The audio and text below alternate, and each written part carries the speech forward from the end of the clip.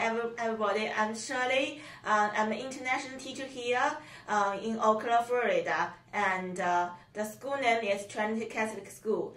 I'm teaching Mandarin and Chinese culture. How did you find this job? I was teaching Mandarin in China. My school is language school. I'm qualified about that. I have international teaching degree of teaching Mandarin for foreigners.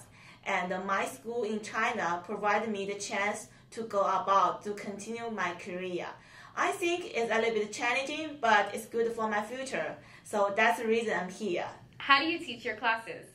For example, in my Mandarin class, I use different methods with traditional language teaching.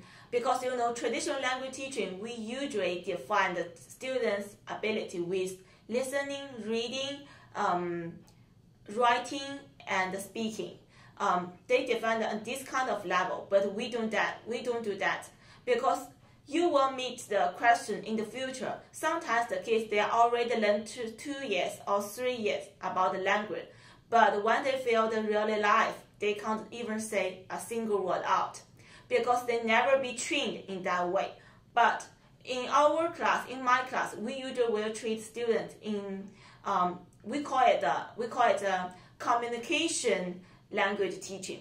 It's defined on the functional syllabus. For example, in Unit 1, the students will learn the pinyin, which is the basic sound of Mandarin. Then they also will learn greeting. The Unit 2, they will learn the 3 basic sentences, which is affirmative, negative, and question sentence, which is the basic grammar in Mandarin. But they also will learn how to greet, which is greeting.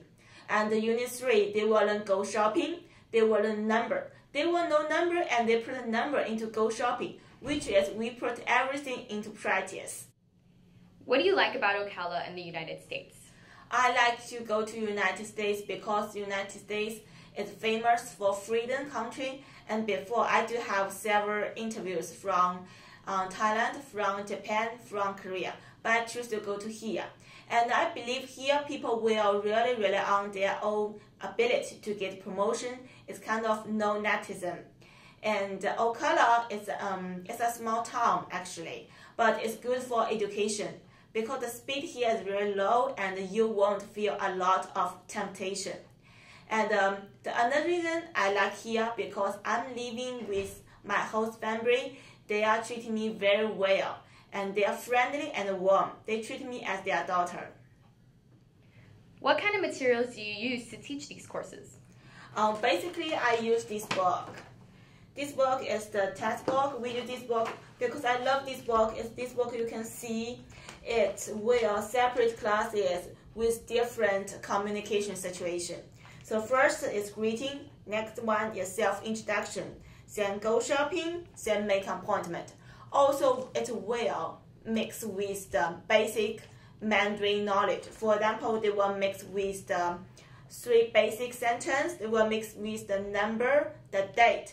It's basic knowledge you have to grasp. And you will be trained to use this knowledge in your daily life. So you can say out after class.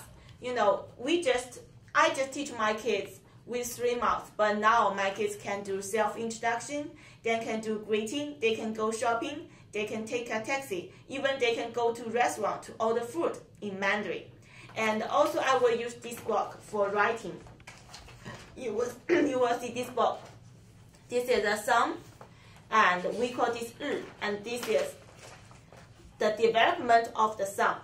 So the first I will show my kids the sum, and then we'll tell my kids the different characters from the beginning and to the end. Now we use these characters.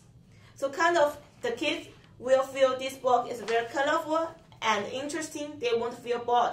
Then they will know what's the development of the characters. Then it's easy for them to grasp, to memorize.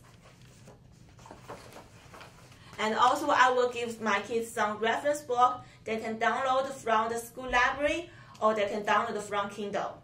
And they will use it after school. Why do you like teaching Mandarin and Chinese culture? Because I'm Chinese. I like to share my native language and the Chinese culture with American kids. You know, teaching is like interaction. It's not just one way. So if I share my language and my culture, also my kids will share their language and their culture. It's kind of we will know and understand, cooperate with each other better than before. Also, another reason I want to do it, because I feel if I doing my teaching, I will feel honored of this job, of every second. Sometimes my kids just say, okay, Miss Ni, I got it. I know how to do it. I will feel happy because I will feel the value and I feel everything I did is deserved. What do you have planned for the future? That's a big question. I did think about it before. I'm a teacher and now I'm teaching in foreign country. You know, I think I want to be a teacher for all my life because, you know, I can share my culture and my native language with the different country people and can talk to them and I can help them. And I think through that, just like I said, we can cooperate each other better. And the other reason I want to teach language to them, you know, because I want to see them growing up through that. Also, I'm a little bit strict to myself. Also take an online course about TESOL and Espanol.